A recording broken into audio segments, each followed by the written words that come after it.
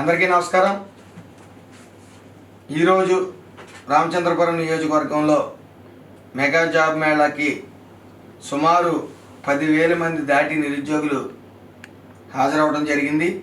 అలాగే ఎక్కువ నిరుద్యోగులు ఐటీ సెక్టర్ వైపు ఉద్యోగాల కోసం రావడం జరిగింది.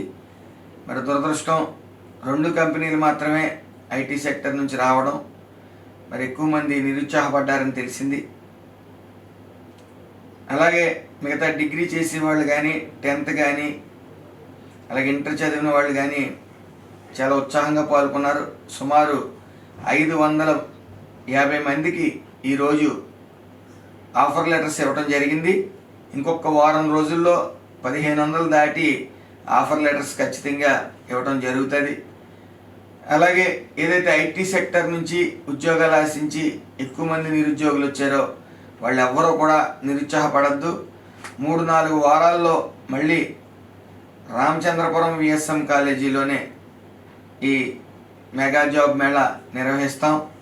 సుమారు 2,000 నుంచి 3,000 వరకు ఐటీ సెక్టర్లో జాబులు ఇప్పించడానికి మా వంతు మేము కృషి చేసి ప్రముఖ ఐటీ కంపెనీల నుంచి హెచ్ఆర్ని తీసుకురావడం జరుగుతుంది. కాబట్టి ఎవరు నిరాశపడద్దు. అదేవిధంగా ఒక ఆఫీస్ అనేది కేవలం నిరుద్యోగుల కోసం రామచంద్రపురం నియోజకవర్గంలో 28వ తారీఖున ఓపెన్ చేయడం జరుగుతుంది. ఆల్రెడీ గతంలో మాకు ఇచ్చిన బయోడేటాలు అన్నీ కూడా భద్రపరిచాం.